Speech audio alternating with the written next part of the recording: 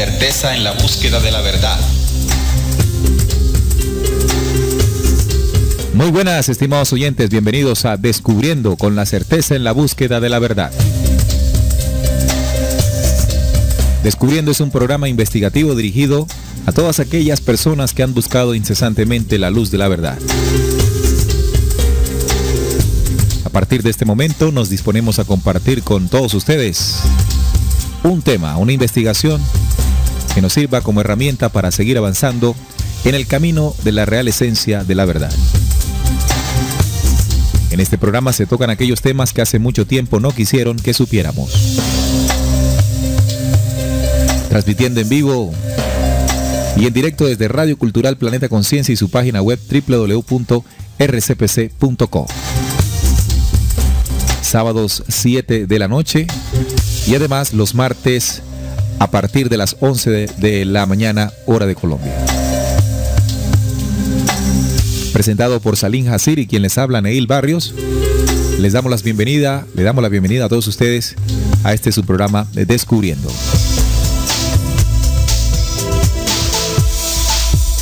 Las investigaciones que aquí compartimos con ustedes de ninguna forma y ninguna manera quiere convertirse o se quieren convertir delante de ustedes como una verdad absoluta. Es un compartir de informaciones que usted tiene todo el derecho de comprobar, de investigar y comprobar. Nuestra recomendación es que no lo crea, pero que tampoco lo rechace, sino que justamente haga eso que le acabamos de decir: investigar. Una vez que usted investigue, se dará cuenta, por su propia cuenta, en ese camino de la real búsqueda de la verdad y será testigo de ella. Para hoy estaremos hablando de un tema bastante conspiranoico para unos, ¿no? Es ¿quién mató a Kennedy? John F. Kennedy, el presidente número 35 de la Unión Norteamericana, que fue asesinado en el año 1963. Entonces vamos a estar haciendo un recorrido en la historia para determinar, de acuerdo a ese análisis, quién probablemente pudo haber asesinado a este líder de los 60. Para eso estoy acompañado de Salim Hasir, a quien le doy la bienvenida a este programa Descubriendo. Bienvenido, Salim. Muchas gracias, Neil. Un saludo para ti y para toda la amable audiencia de Descubriendo que nos acompaña en cada programa tocando estos temas muy interesantes que, pues, como tú lo decías en la introducción, hace muchísimo tiempo no quisieron que supiéramos. Y sí, vamos a tocar el tema de la muerte de John F. Kennedy, un tema que desde el mismo día de su muerte, ese 22 de noviembre de 1963, está envuelta en una nube de misterio, ¿no?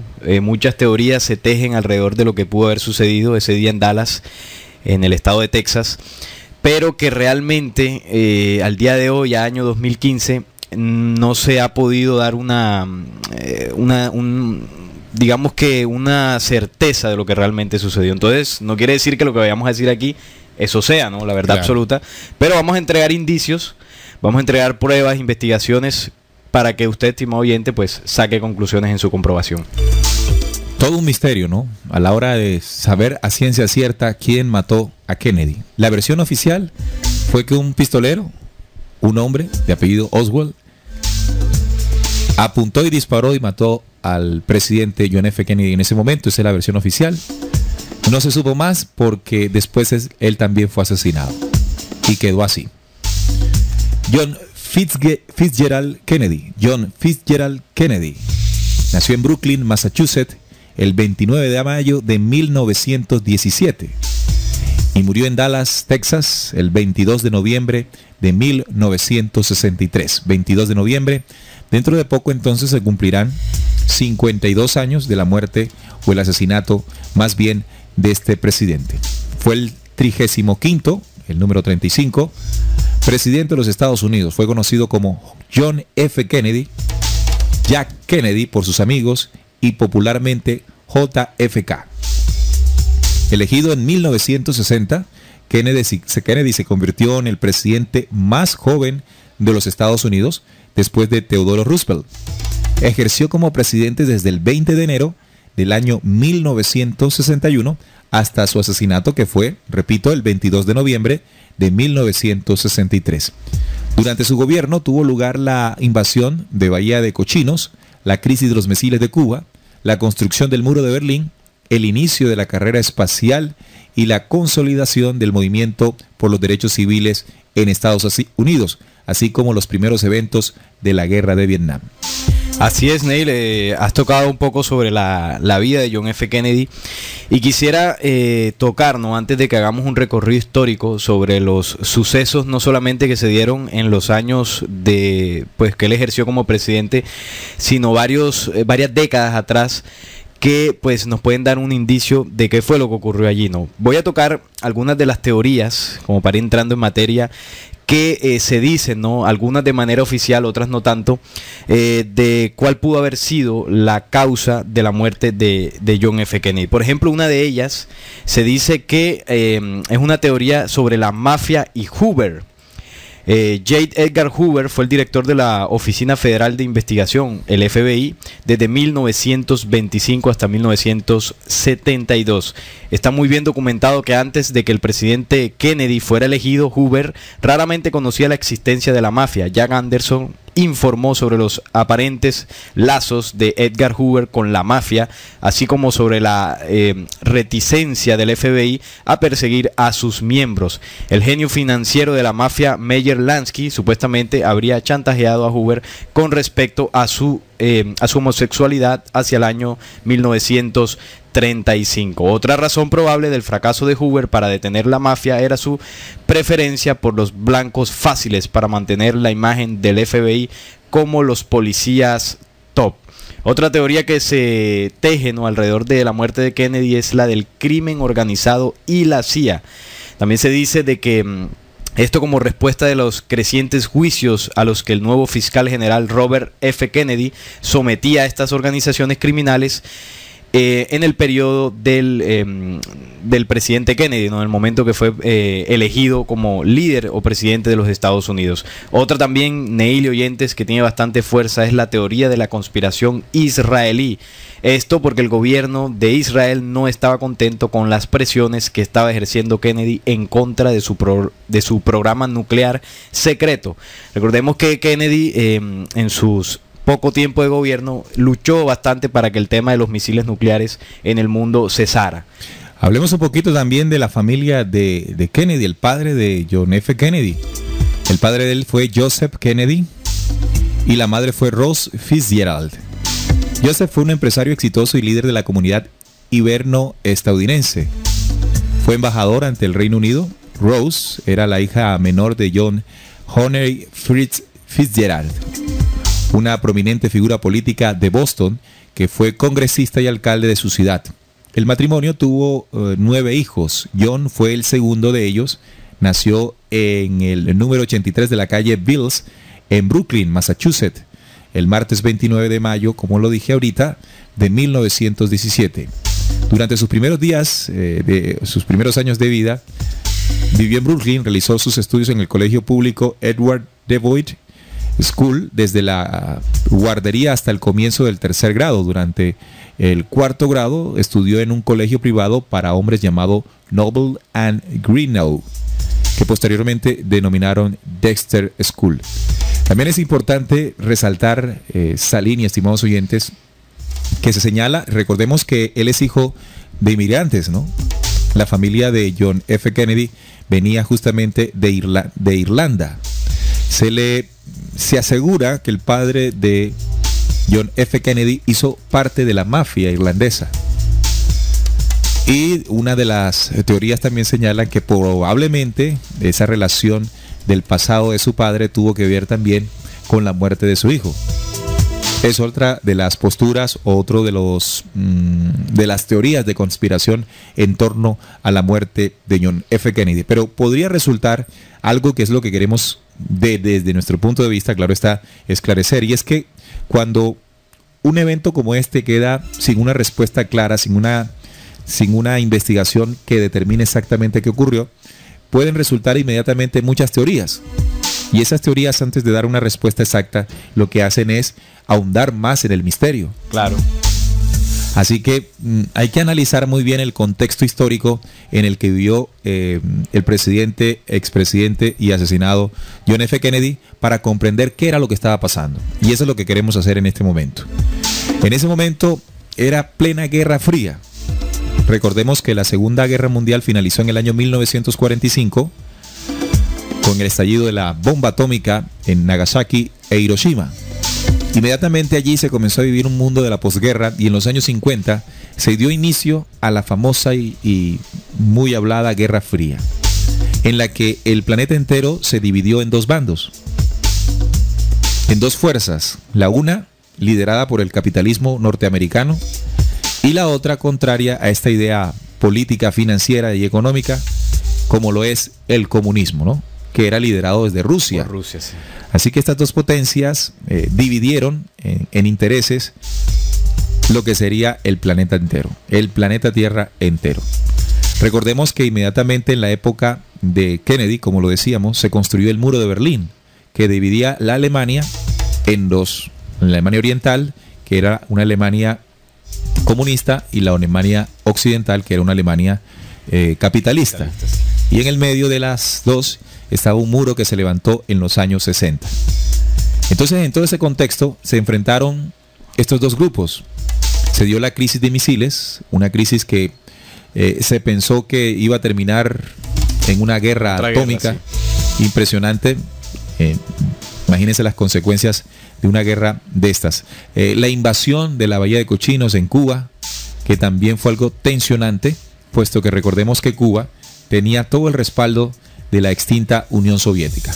Eran momentos muy cruciales, eran momentos muy difíciles en el contexto universal, y bajo ese contexto y bajo ese momento vivió John F. Kennedy. Claro que sí. Recordemos que cuando hablamos de Guerra Fría, son este tipo de enfrentamientos, Neil, donde no se dispara una sola bala, pero en estas posturas que tú nos hablabas, ¿no?, de comunistas contra capitalistas, hay una serie de intereses políticos, económicos, incluso militares, y en esta división, tanto Rusia como los Estados Unidos, que eran quienes lideraban esto, tienen una serie de intereses, sobre todo Rusia con el tema de los misiles, y como tú decías, John F. Kennedy le tocó lidiar con ese proceso armamentístico, y eso generó muchos problemas, ¿no? Eso como primera medida, ¿no? Pero también, como tú lo decías, en el contexto histórico que también precedió a la presidencia de Kennedy, se venían manejando unas, por decirlo así,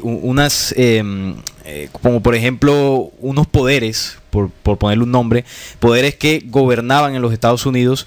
Podríamos llamarle la Reserva Federal en primera instancia, también el FBI, la CIA, unas agencias que supuestamente estaban para servir a los Estados Unidos, que ocultaban mucha información, y cuando Kennedy estaba en la presidencia empezó a destapar muchas ollas podridas, lo cual generó malestar, ¿no?, sobre todo en la CIA. Claro. Miren que en el tema de la invasión de Bahía de Cochinos, que fue en el momento en que él estaba ya elegido como presidente, esta invasión de Bahía de Cochinos, también conocida como invasión de Playa Girón o la Batalla de Girón, fue una operación militar en la que las tropas de Cuba, de cubanos, mejor exiliados, apoyados por Estados Unidos, intentaron invadir Cuba en abril de 1961. Recordemos que él empezó en 1961, pero en enero. En enero, sí. Comenzando por crear una cabeza de playa, formar un gobierno provisional y buscar el apoyo de la Organización de los Estados Americanos y el reconocimiento de la comunidad internacional. Recordemos que en ese momento Cuba era ya un país de revolución, ¿no? El proceso apoyado desde Cuba con Fidel Castro y apoyado por la extinta Unión Soviética. Querían formar un gobierno provisional y buscar el apoyo de la Organización de los Estados Americanos y el reconocimiento de la comunidad internacional. La acción acabó en fracaso. En menos de 65 horas fue completamente aplastada por las Fuerzas Armadas Revolucionarias de Cuba. Más de un centenar de soldados invasores murieron y los cubanos capturaron a otros 1.200 junto con importante material bélico. Eso fue una crisis. La otra crisis, que fue en el mismo tiempo donde Kennedy fue presidente, fue la crisis de los misiles en Cuba. Fíjense que ahí estaba plena Guerra Fría, ¿no? Sí. Es como se denomina al conflicto entre los Estados Unidos y la Unión Soviética y Cuba en la mitad. Esto fue en octubre de 1962 generando así la raíz del descubrimiento por parte de Estados Unidos de bases de misiles nucleares soviéticos en territorio cubano. En Rusia se le denominaba crisis del Caribe. Fue una de las mayores crisis junto al bloqueo de Berlín y los ejércitos Able-Arche de 83 entre ambas potencias durante la Guerra Fría y en la Cuba. Y en la de Cuba es donde más cerca estuvo de una gran guerra nuclear. Así que John F. Kennedy tuvo que afrontar una de las crisis nucleares más importantes de la historia en la Guerra Fría. Pero Salim y estimados oyentes, no solamente son estos dos acontecimientos. Quiero recordar algo que es también muy importante a la hora de comprender el contexto en el que vivía Kennedy y que probablemente nos podría servir este análisis para determinar su asesinato. Y es la reunión de Bretton Woods, o la conferencia de Bretton Woods, una conferencia, estimados oyentes, realizada en los Estados Unidos, en una ciudad llamada Bretton Woods, al noreste norteamericano. Se presentó en 1944, ya casi al final de la Segunda Guerra Mundial, y en esta reunión, estimado oyente, se determinaron muchas cosas importantes para el futuro de la economía y el comercio internacional, liderado por los Estados Unidos, y que a través de esta reunión pretendía seguir convirtiéndose en lo que hacia futuro se llamaría un imperio, ¿no? Claro. Vamos a escuchar, estimados oyentes, les invito a escuchar un audio de lo que representó esta reunión de Bretton Woods para que ustedes saquen sus propias conclusiones.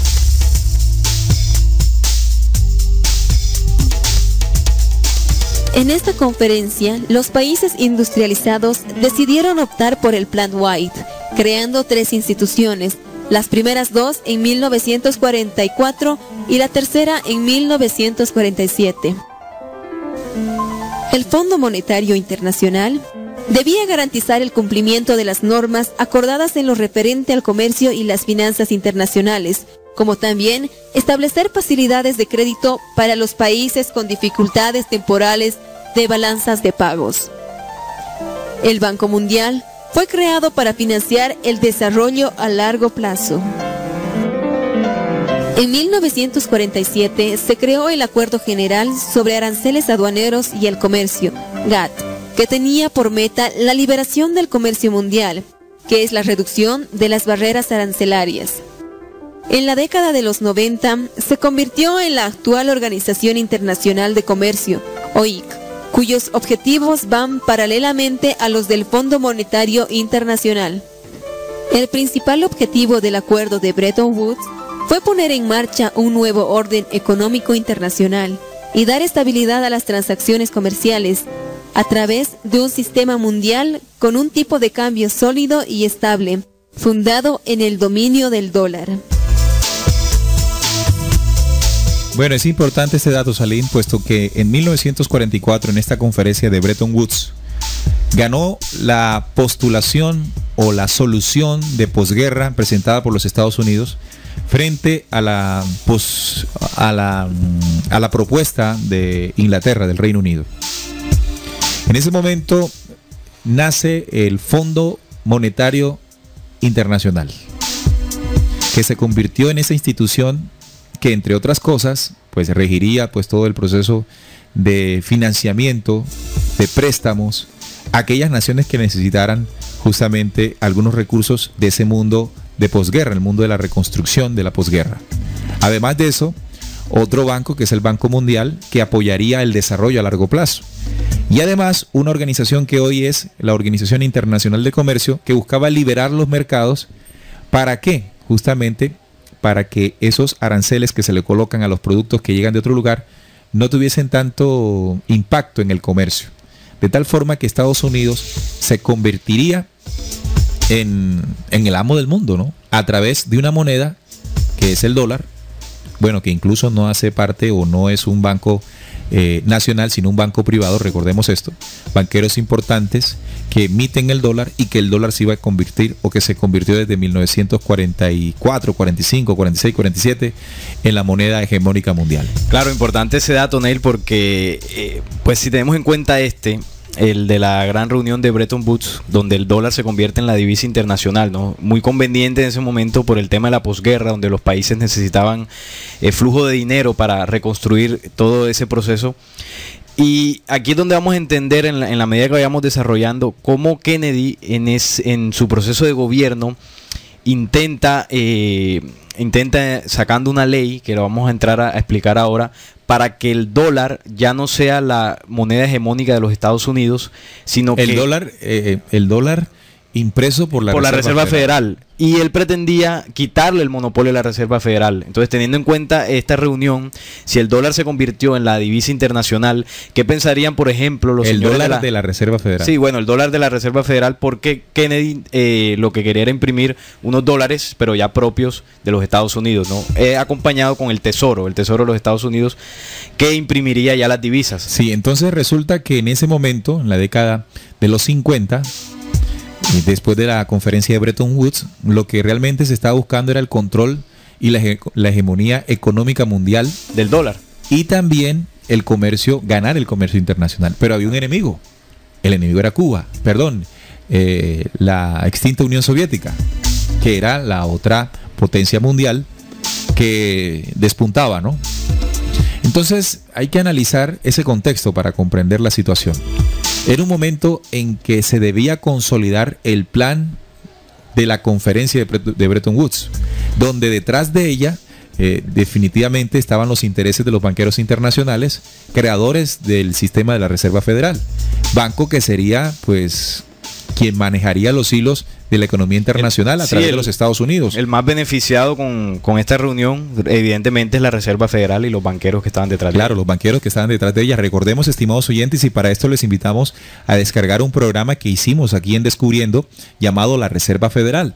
Allí se explica mucho más y se profundiza más esto que acabamos de decir, un banco privado, no un banco que pertenezca al gobierno norteamericano, no es una entidad privada que presta un servicio a los Estados Unidos imprimiéndole una moneda, y Estados Unidos al recibirlo ya debe, ¿sí? Porque tiene que pagar con intereses. Claro. Es decir, que la economía de los Estados Unidos, bajo ese modelo creado en 1913, cuando se creó el sistema de la Reserva Federal, bajo un secreto, ¿no? En una isla privada, lo que sujetó fue que la economía norteamericana dependiera de este banco privado. Así que en la década de los 50, de los 60, era importante consolidar la idea que desde Bretton Woods se había estipulado. Y notablemente nos damos cuenta que el trato que Kennedy dio ante la Unión Soviética no fue el esperado. No fue el esperado. ¿Cierto? No. Porque no fue lo suficientemente bélico para enfrentar y destruir al enemigo, ¿sí? Por ejemplo, en el tema de la Bahía de Cochinos, en el tema de la crisis de misiles, fue un presidente que quiso superar de una forma pacífica la confrontación. De tal forma que incluso nos damos cuenta que en el momento en que se quería aplastar a Cuba, Kennedy lo que hizo fue permitir que la isla continuara con ese desarrollo de la revolución y con el acompañamiento de la Unión Soviética. Muy diferente, por ejemplo, a lo que han hecho George Bush, padre e hijo, y ahora el señor Barack Obama. Cuando nosotros analizamos la forma de gobierno que ellos han tenido, es totalmente bélica. Si recordamos, por ejemplo, a George Bush padre y la guerra ya en Kuwait, ¿no? Por este pequeño país, esa se llamó la guerra del Golfo, ¿no? Sí. Después George Bush con el tema de los terroristas, ¿no? El tema de las Torres Gemelas y la invasión a Irak, y ahora el señor Barack Obama con todo el proceso que ha hecho de acompañar, o más bien de auspiciar ciertos conflictos internos en países, llámese Siria, llámese Irak, ciertos países que tienen conflictos, y Estados Unidos lo que hace con el señor Obama es respaldar a uno u otro bando para evidentemente sacar beneficios, ¿no? Pero Kennedy hacía todo lo contrario, ¿no? Él trataba como de apaciguar un poco las cosas para que no se llegara a ese extremo. Y evidentemente a los señores que estaban esperando que fuera una respuesta bélica no les gustó eso para nada. Bueno, entonces recordemos, estimados oyentes, que en ese momento, en ese contexto de imposición de un nuevo orden económico mundial, el Fondo Monetario Internacional y la Reserva Federal de la mano tenían mucho en juego, ¿no? Recordemos que meses antes de su muerte, John F. Kennedy firmó una orden ejecutiva. Una orden ejecutiva es una orden especial emitida solo por el presidente norteamericano. Es un hágase y cúmplase, ¿sí? Fírmese y cúmplase. Esta orden ejecutiva que le daba al secretario del Tesoro el derecho de emitir dinero respaldado por plata. Erróneamente se sostiene, o algunos dicen que esto es un modo en que Kennedy lograba tener más poder que la todopoderosa Reserva Federal. Significa que esta orden ejecutiva, la 11.115, ¿no? No, 11.110. 11.110 permitía al Tesoro norteamericano emitir una moneda sin el permiso u autorización de la todopoderosa Reserva Federal.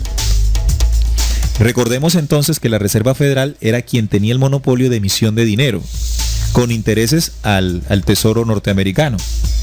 Significaba entonces que si Kennedy ponía en marcha esta orden ejecutiva, era prácticamente la aniquilación de la Reserva Federal. Claro, la intención evidente de Kennedy era quitarle el monopolio a la Reserva Federal de emitir los billetes con intereses al gobierno norteamericano. Bueno, ¿y esto por qué? ¿Y esto por qué? ¿Por qué Kennedy pensaba en esto? Bueno, evidentemente recordemos el comentario que hacíamos de que los Estados Unidos había permitido que el control de su moneda lo hicieran bancos privados. El primero que se enfrentó a esta idea, porque no existía aún la Reserva Federal, fue el presidente también estadounidense Thomas Jefferson. En el año 1802 él hizo un discurso. Él dijo: creo que los bancos son más peligrosos que un ejército, dijo Thomas Jefferson, 1802. Si algún día los americanos permiten que los bancos controlen la emisión de su moneda, los bancos y las corporaciones que crecerán alrededor de ellos los privarán de todas las propiedades, hasta que un día sus hijos se despertarán sin casas en el continente que ocuparon sus padres. De esta forma nos damos cuenta cómo Thomas Jefferson tenía muy claro que no era conveniente bajo ninguna circunstancia que la emisión de dinero fuera controlada por un banco privado y corporaciones que crecerían alrededor del mismo, ¿verdad? Y con este discurso que realizó en ese entonces, 1802, Thomas Jefferson pudo detener la idea, porque venía ya desde los años 1800, de la creación a través de estos banqueros internacionales, central, sí. Este Banco Central. Sí, también, Neil, disculpa, en su momento, también en los años 1800, Lincoln también fue un hombre que intentó evitar esta idea que ya se tenía, como tú lo decías, de ese siglo, de los años 1800, y fue asesinado también. Muchos dicen que por esa misma causa, ¿no? Por irse en contra de este proceso, porque además estos banqueros han tenido esa intención hace muchísimo tiempo. Recordemos que la primera crisis, o la primera gran crisis, fue en 1873, más o menos, hasta el año 1896, donde desde ese momento se intentaba, incluso desde antes con fuerza, mediante estas crisis, poder poner un banco central controlado por banqueros internacionales. Así que vemos que esto es una batalla muy antigua dentro de los Estados Unidos, ¿no? Que sí, muchos intentaron detener. Algunos presidentes entendían el peligro que representaba que un banco privado tomase el control de emisión de moneda, ¿sí? Y efectivamente apareció un pronóstico, una profecía del señor Jefferson, cuando hoy en día nos damos cuenta que gracias a la creación del sistema de la Reserva Federal, el 23 de diciembre de 1913, hoy ocurren situaciones que podemos animar con este audio o esta noticia que van a escuchar. Y nuevo dato de desahucios en España. En 2012 los bancos se quedaron con 49.000 viviendas de españoles que no pudieron pagar su hipoteca. En 38.000 casos se trataba de la primera vivienda de dichas familias. Eso sí, solo en un 8% se tuvo que emplear la fuerza. En el resto de los casos la vivienda ya estaba vacía. Bueno, y ustedes dirán, bueno, pero esto es en España. Recordemos que los bancos centrales de las naciones dependen de las políticas económicas del Fondo Monetario Internacional, un banco que está regido por la emisión de una moneda que es el dólar, que emite el sistema de la Reserva Federal. Entonces, eso que alguna vez dijo Jefferson se está viviendo. Recordemos la crisis financiera en Estados Unidos del año 2008, cuando mucha gente perdió su vivienda. ¿En manos de quién? De los bancos. Los bancos, claro. Así de sencillo. El siguiente presidente que se enfrentó a la Reserva Federal, nada menos ni nada más que fue John F. Kennedy. Como le decíamos, con esta orden ejecutiva 11110, ¿cierto? 11110, sí. Él permitía que el derecho del Departamento del Tesoro norteamericano emitiera su dinero sin la Fed, es decir, sin el sistema de la Reserva Federal, pero 6 meses después de que él firmó esta orden, escuchen bien, 6 meses después, es decir, el 22 de noviembre del año 1963, fue asesinado en Texas. Claro que sí. Evidentemente el hecho de Kennedy haber sacado esta ley disgustó mucho a los banqueros propietarios de la Reserva Federal, porque además Kennedy venía teniendo esta idea incluso desde el año 61, ya él venía trabajando en esto, en una estrategia para lograr poder hacer eso. Incluso se dice que el 28 de noviembre del año 61, el presidente Kennedy detuvo la venta de la plata por el Departamento del Tesoro. El aumento de la demanda de la plata como un metal industrial dio lugar a un aumento en el precio del mercado de la plata por encima del precio fijado por el gobierno de los Estados Unidos. Condujo a una disminución de las reservas de plata en exceso del gobierno en más de un 80% durante 1961. Kennedy también exhortó al Congreso a eliminar los certificados de plata a favor de los billetes de la Reserva Federal, que son los que el Tesoro de los Estados Unidos da a la Reserva Federal como constancia de pago, ¿no? Sí, le da bonos del Tesoro. Bonos del Tesoro es un papel. El bono es un papel que se le entrega a la Reserva diciéndole necesitamos tanto dinero en dólares. Entonces la Reserva devuelve dólares. Tiene que pagar con intereses ese préstamo. Claro. Los Estados Unidos. Entonces ya fíjate que desde el 61 le exhorta al Congreso a que se eliminaran estos bonos del Tesoro que eran dados a la Reserva. Es decir, Federal. hacer que el Tesoro hiciera su propia moneda. Una moneda que incluso se llegó a decir que ya estaba impresa. Kennedy logró imprimir unos nuevos billetes ya sin aquella nota que dice nota de la Reserva Federal. Si usted toma un billete norteamericano, encontrará una nota que dice esta es una nota de la Reserva Federal. Bueno, y después que muere Kennedy, ¿qué pasó con esta ley? Porque esta ley alcanzó él alcanzó a firmar. Claro que sí. Es curioso, ¿no? Sí, lo que sucedió después. Sí, dice que después de la muerte de Kennedy, la orden 11110 no fue revertida. La sección añadida de la orden ejecutiva 10289 permanecieron en los libros hasta que el presidente Ronald Reagan emitió la orden ejecutiva 12608 el 9 de septiembre de 1987 como parte de una limpieza general de las órdenes ejecutivas. Él revocó específicamente la sección añadida de la 11110 que revocó de manera definitiva toda la orden. Después de la muerte de Kennedy, el nuevo presidente Lyndon B. Johnson mantuvo esta orden ejecutiva, pero no dio apoyo y tampoco fomentó la impresión de billetes del Departamento del Tesoro. Claro que otros investigadores dicen que lo primero que hizo Lyndon B. Johnson, vicepresidente, quien sustituyó en el cargo a John F. Kennedy, fue no apoyar, es decir, trató de eliminar lo que la orden buscaba. Una orden ejecutiva quiere decir que es una orden que viene directamente del ejecutivo, del presidente.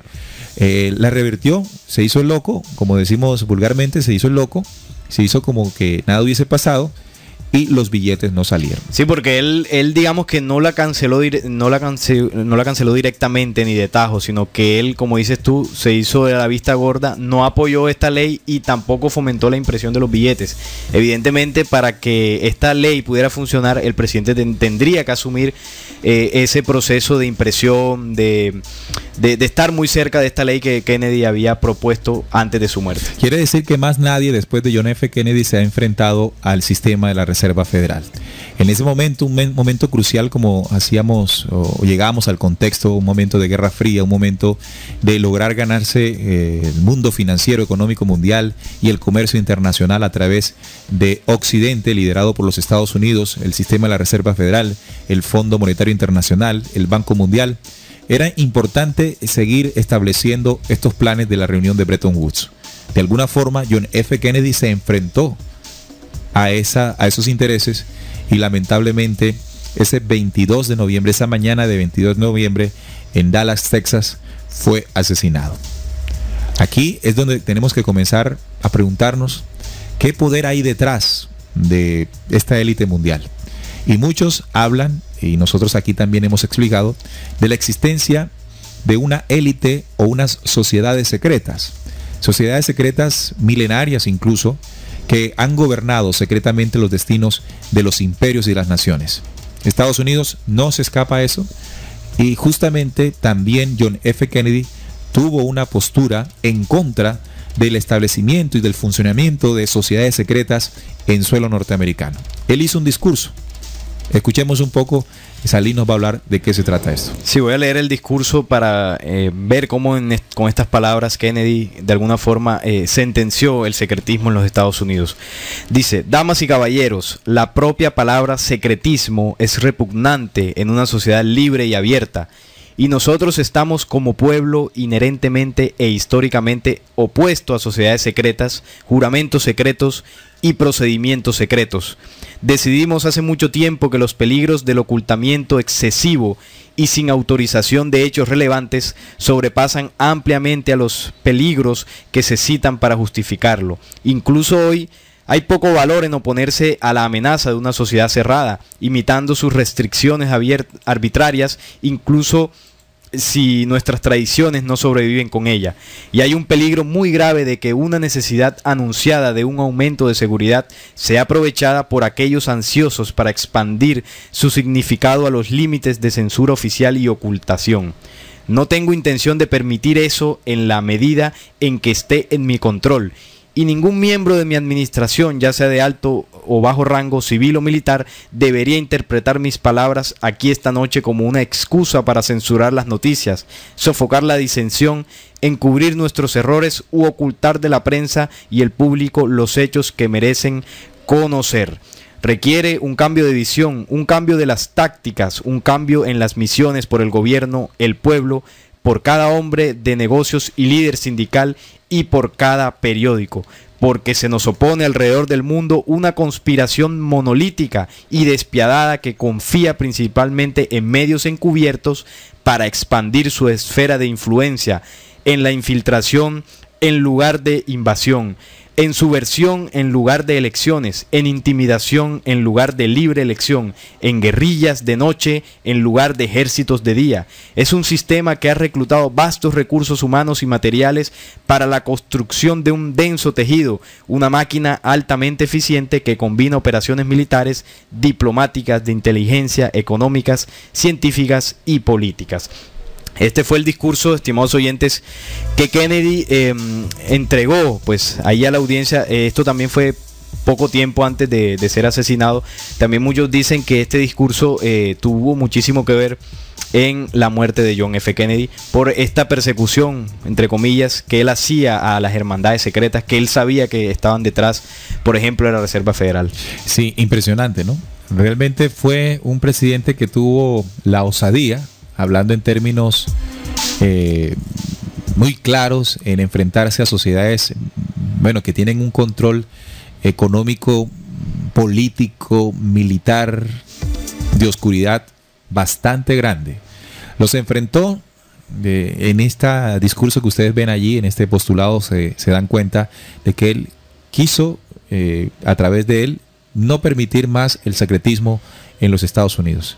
Las ideas que estas sociedades secretas han querido implantar, y para eso quiero recordar un acto que se realizó en secreto, como lo decía ahorita, en la creación del sistema de la Reserva Federal. Escuchemos este audio que nos anima cómo fue ese secreto. Cientos de millas al sur de la capital bancaria, la ciudad de New York, cerca de la costa de Georgia, la isla de Jekyll ofrecía un refugio invernal para los ricos y famosos. El dueño de este lugar con un océano pequeño era el señor estanciero, el financiero internacional J.P. Morgan. Aquí, 6 banqueros internacionales tenían reuniones que intentaron mantener secretas y planeaban convertirse en la institución privada más poderosa en los Estados Unidos, el sistema de la Reserva Federal. Todo gira alrededor de la Reserva Federal, un banco privado al que se le dio un monopolio cuando se crearon los billetes.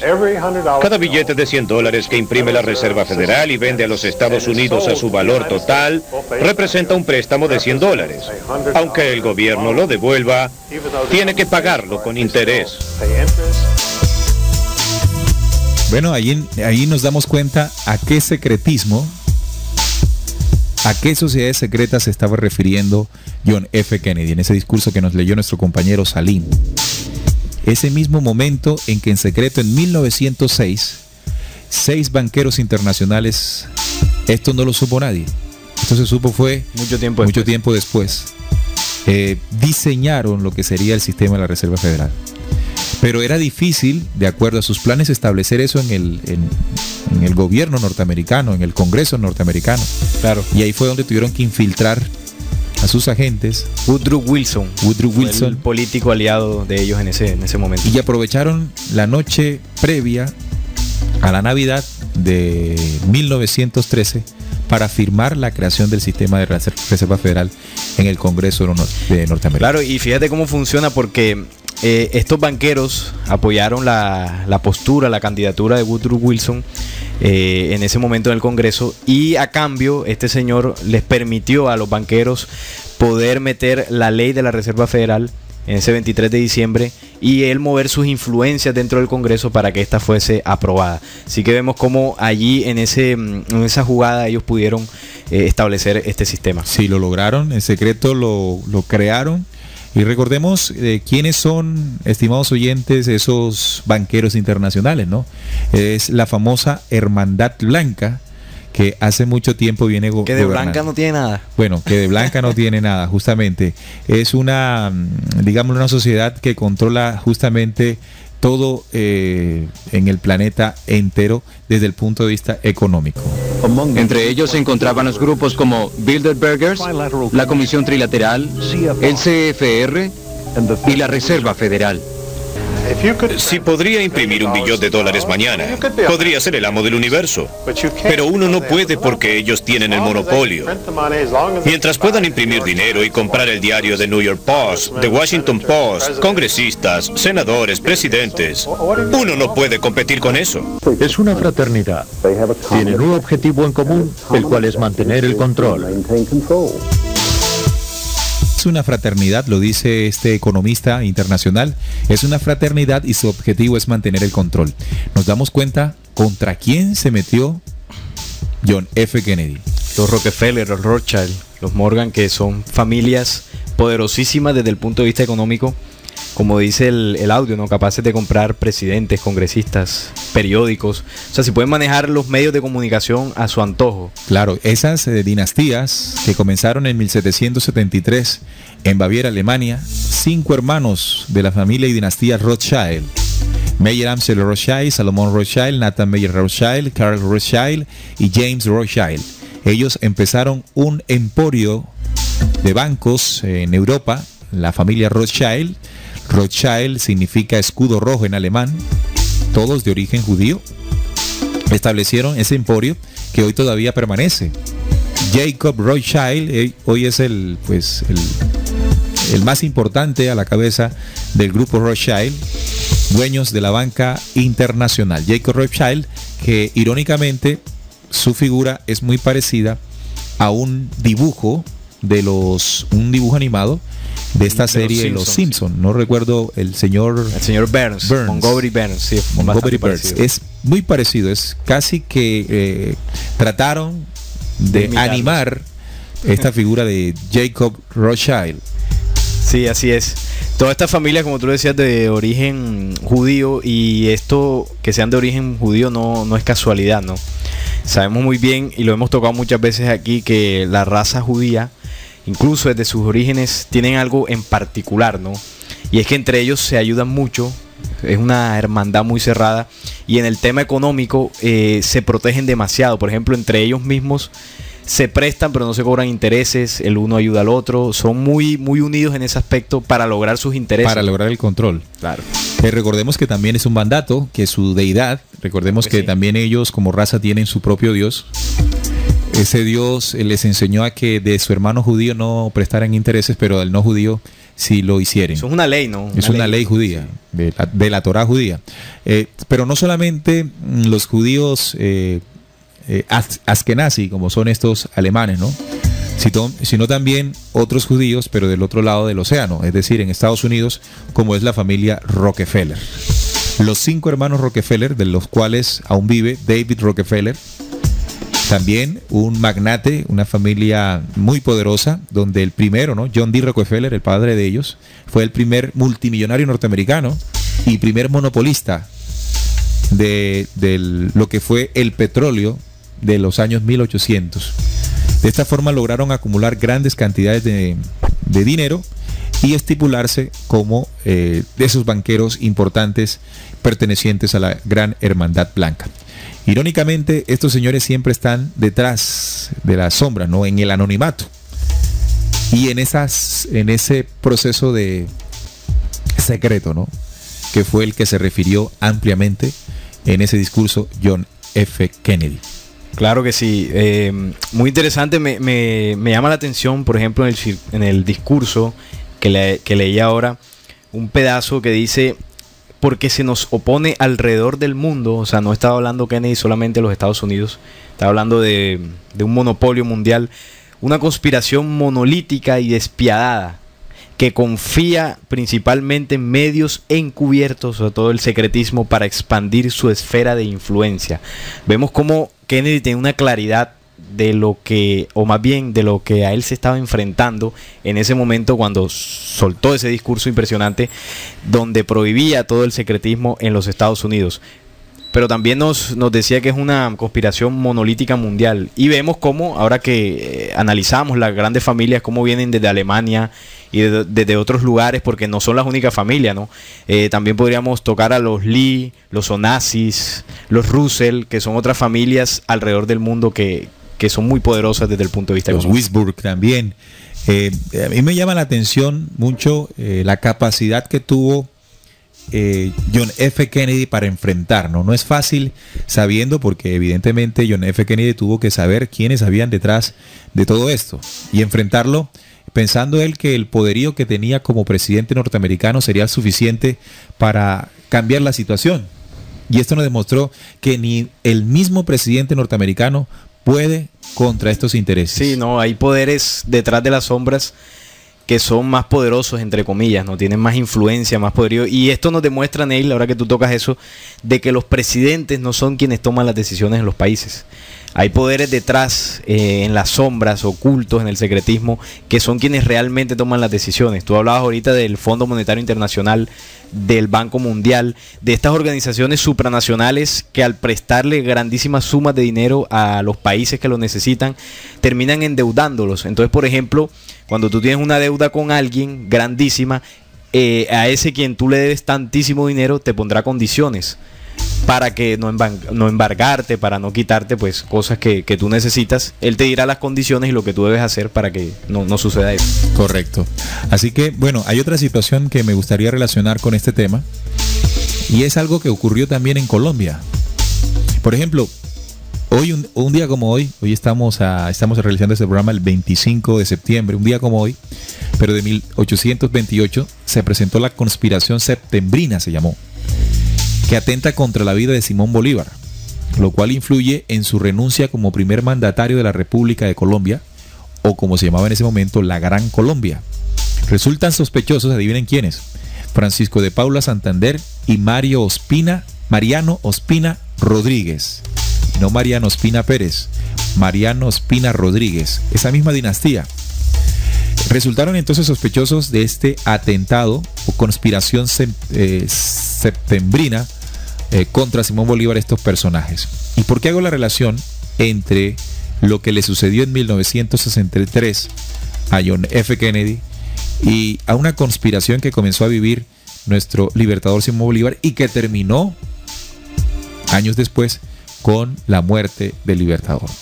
Y así como John F. Kennedy hizo un pronunciamiento en contra de las sociedades secretas, igual hizo en su momento Simón Bolívar, ¿verdad? Hizo una declaratoria para impedir la proliferación de las sociedades secretas en la Gran Colombia, porque habiendo pertenecido a esta sociedad de los masones, pudo comprender el plan de dominación que se extendía desde lo que es la Inglaterra y hasta América Latina, de esas sociedades para estos gobiernos, del cual también hacía parte Francisco de Paula Santander. A diferencia de Bolívar, él estaba muy de acuerdo con los planes, ¿no? Claro. Y curiosamente, pues la historia nos dice que el libertador, después de toda esta carrera libertadora, se enfermó y falleció por una enfermedad, por tuberculosis. Pero otros investigadores han anunciado de que fue realmente víctima de un envenenamiento, justamente realizado por las sociedades secretas que vieron en un enemigo en Simón Bolívar al oponerse a los planes de esta sociedad aquí en la Gran Colombia. Claro que sí, eso sucedió también por estas tierras, y sus claros opositores en ese momento, Santander, que fue uno de los que más intentó de alguna forma truncar los propósitos que tenía Bolívar al unificar los países de la Gran Colombia, ¿no? Incluso después de la muerte de Bolívar, Santander fue uno de los principales opositores a esta idea, y poco a poco esta unión que se tenía se fue dividiendo en estos países. Bueno, entonces cuando hablamos de las teorías que tratan de explicar la muerte de John F. Kennedy, si analizamos este contexto, ¿en qué quedaría, por ejemplo, la teoría del ovni? No hay conspiración que se precise que no contenga un platillo volante. La teoría del ovni sostiene que Kennedy fue asesinado porque se llegó a interesar demasiado en lo extraterrestre y amenazaba de nuevo. Surge aquí la siembra malvada de la CIA con descubrir programas secretos de los servicios de inteligencia del país. Como prueba, estimado oyente, se esgrime una presunta carta de Kennedy a la CIA en la que 10 días antes de su muerte reclama documentos secretos sobre ovnis. Como complemento, se apela, estimado oyente, según esta teoría, se apela a un escrito del director de la CIA explicando que no puede entregar esos documentos confidenciales. Entonces, aquí se cumple lo que yo les estaba diciendo allí, que se podrían utilizar muchas otras teorías convenientemente, un poco pues ajustadas a ciertas situaciones reales, pero que estarían encubriendo de fondo lo que realmente pudo haber sucedido. Otra, por ejemplo, es más presidentes sospechosos, incluso Bush padre, ¿no? No solo Johnson fue fruto de sospechas, también el expresidente George H. Bush es manejado por algunos conspiradores como presunto cerebro del atentado. Y es que Bush padre no solo tuvo una larga relación con la CIA, sino que en el día del magnicidio se habría encontrado en Dallas, pero no por no dejar a casi ningún ocupante de la Casa Blanca sin sombra de duda, también hay quien ve una relación entre la muerte de Kennedy y el escándalo del Watergate de Richard Nixon casi una década más tarde, o hasta el Irán Contra de Ronald Reagan ya en los años 80. Muchas teorías que podrían estar ocultando, estimados oyentes, la verdadera, ¿no? ¿Usted se imagina si los Estados Unidos, si el grueso de la población norteamericana tuviese la idea y el conocimiento de los planes de la Reserva Federal en su creación en 1913, primero de la reunión de 1906, que nadie se dio cuenta, luego en 1913, que tampoco se dieron cuenta porque fue una noche antes de la Navidad, y ustedes saben pues la tradición norteamericana cómo festeja esto, ¿no? Más adelante el tema de la reunión de Bretton Woods y las conclusiones que sacaron aquí, y bueno, en plena época de la Guerra Fría, nadie estaba enterado de pormenores. Y hoy día, 52 años después, no se sabe a ciencia cierta quién mató a Kennedy. Y a pesar de que la información de todas estas situaciones que ocurrieron en secreto ya está a la mano, porque es fácil entrar, por ejemplo, al internet y encontrar todos estos datos, pues evidentemente está tan fácil, pero aún así las personas no buscan estas cosas, no las respuestas de lo que sucedió, por ejemplo, en el asesinato de Kennedy. Tantas teorías, tantas cosas que desvían la atención. Y a nosotros acá no queremos decir, porque para nosotros es evidente que fue asesinado por sociedades secretas detrás del imperio económico, pero es la visión de Descubriendo, ¿no? La conclusión que hemos llegado después de la investigación. Para otros habrá sido otro personaje, para otros, algunos dicen que lo asesinaron extraterrestres, o sea, toda una serie de situaciones que lo que hacen es desviar la atención del plan que había detrás desde la creación de la Reserva Federal, y que en ese momento Kennedy fue un obstáculo y sencillamente lo quitaron del camino porque no rindió lo que ellos esperaban que Kennedy hiciera. Por eso pensamos que era prudente hacer el contexto en el que vivió Kennedy como presidente, ¿no? Todo el contexto social, económico, político, militar de ese momento, del inicio de los años 60, una época con mucha convulsión, en la época de la Guerra Fría, en la época de la Guerra de Vietnam más adelante, en fin. Nos dice Ronaldo Ortiz, esta radio es genial, un fuerte abrazo Ronaldo para ti. También Chris dice saludos a la mesa de trabajo. Fuerte abrazo para ellos que nos escuchan en vivo y en directo a esta hora, 8:48 de la noche en Colombia. Recuerden que este programa se retransmite en diferido los martes a partir de las 11 de la mañana, hora de Colombia, para aquellos oyentes que no lograron conectarse desde el inicio del programa. Fíjese lo que dijo Henry Ford. Henry Ford dijo, está claro que la gente no entiende el sistema monetario y bancario, porque si lo entendiese, creo que habría una revolución mañana por la mañana. El dueño de esta empresa, de automóviles Ford, que se hizo también millonario con el modelo T, cuando apenas iniciaba la carrera o el comercio automotriz, ¿no? Automotriz, sí, fue uno de los pioneros. Fue uno de los pioneros, con su modelo T, que se vendió en todo el mundo. En todo el mundo hizo una fortuna el señor Henry Ford, que su compañía todavía existe, también, ¿no? También de origen judío, ¿no? También parece que tuvieran una astucia para los negocios, ¿no? Es difícil encontrar un judío de estos pobre. Yo la verdad nunca he visto uno, todos son poderosos económicamente y evidentemente su raza y sus leyes, sus mandatos, incluso religiosos, milenarios, así los respaldan. Claro, incluso hay mucha gente que admira esto, ¿no? Sí, claro. Pues yo no lo admiraría porque para hacerlo hay que pasar por encima de muchas cosas. Por la dignidad de muchos hombres, por la vida de otros hombres. Si no, recordemos aquí a John F. Kennedy. Habría que tener una condición reptil, como hablábamos el programa pasado, tocábamos, estimados oyentes, el cerebro reptil, que es una condición en el ser humano donde se utiliza esta parte tan básica del cerebro y que evidentemente para, por ejemplo, los negocios económicos, el tener que pasar por encima de muchas personas, de hacer muchos negocios que no están muy bien, se necesita una condición de persona, de pensamiento, una condición de emociones muy frías, muy calculativas para poder hacer estas cosas. Evidentemente una persona del común, no sé, Neil, tú me dirás si uno podría ser capaz de pasar por encima de alguien dejándolo en la quiebra casi para yo poder subir en esta pirámide, ¿no? Que es un sistema también imagínense, implementado para darles un datico ya casi cerrando, ¿sabe quién creó la primera crisis del siglo pasado, en el siglo XX?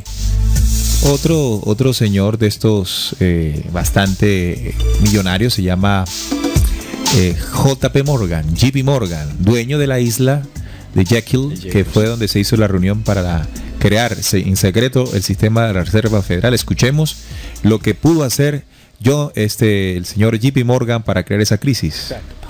Así, JP Morgan, conocido públicamente como un conocedor financiero de la época, aprovechó su influencia masiva publicando rumores de que un banco prominente de Nueva York era insolvente o había quebrado. Morgan sabía que esto causaría histeria masiva y que a la vez afectaría a otros bancos, y así fue. El público, temiendo perder sus depósitos, comenzó masivamente a retirar su dinero y consecuentemente los bancos fueron forzados a reclamar sus préstamos, obligando a vender sus productos, y así comenzó una espiral de quiebras, reposesiones y desorden. Poniendo las piezas en orden unos años más tarde, Freddie Callen, de la revista Life, escribió: los intereses de Morgan tomaron ventaja para precipitar el pánico en 1907, guiándolo astutamente mientras sucedía.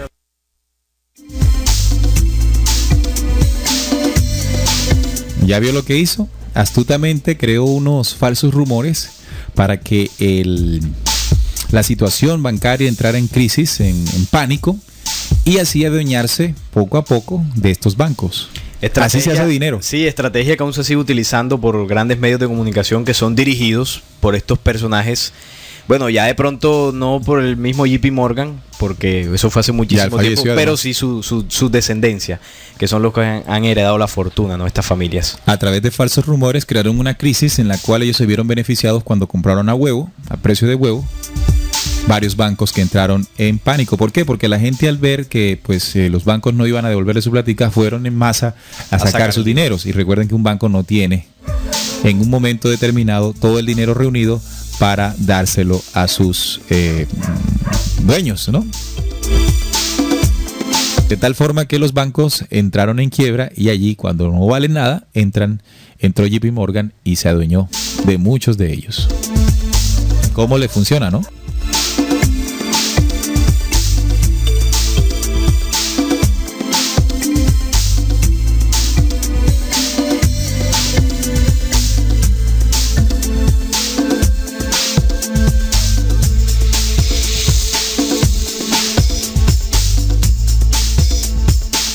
Bueno, finalizando ya, ¿quién mató a John F. Kennedy? De acuerdo a nuestra investigación, parte todo de unas sociedades secretas liderada por banqueros, entre otros, ¿no? Banqueros internacionales con mucho poder económico. Luego, a través de un programa de control económico y de comercio internacional, se puso en la mitad de sus intereses.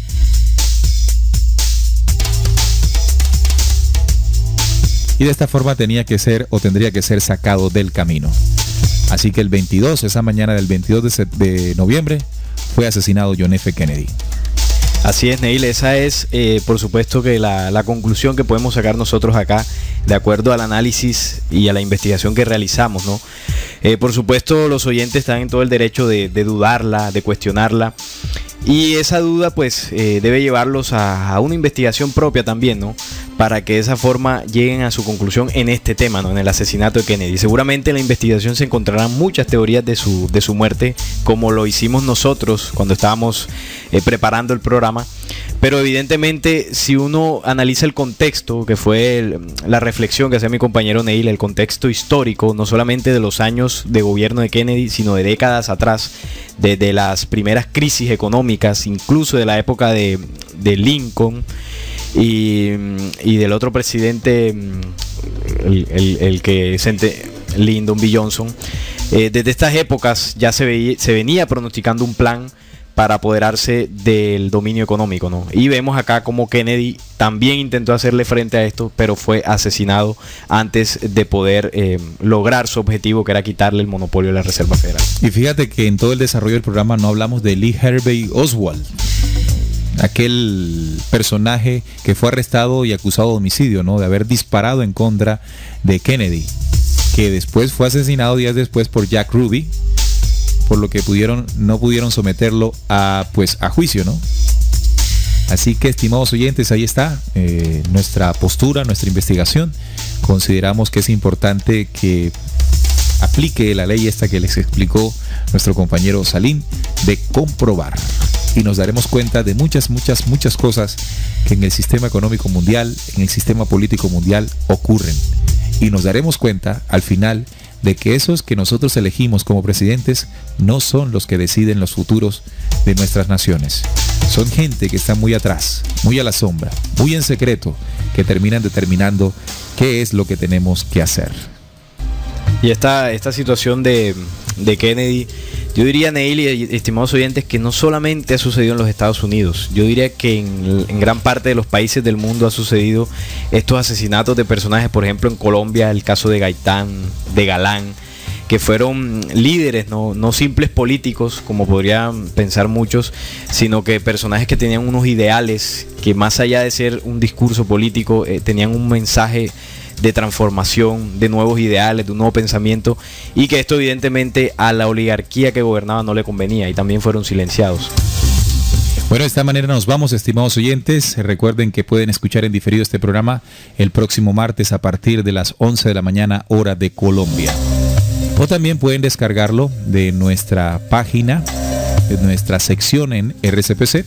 Ustedes van a programas en el menú principal de la página y luego se dirigen hacia Descubriendo, y allí encontrarán una lista de programas realizados. Muchos programas que hemos hecho desde hace ya casi 4 años aquí en este programa investigativo llamado Descubriendo.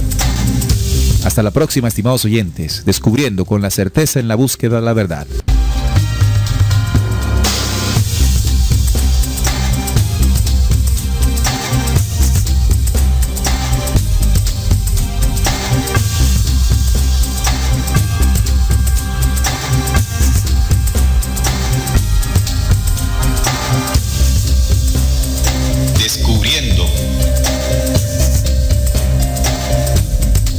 certeza en la búsqueda de la verdad.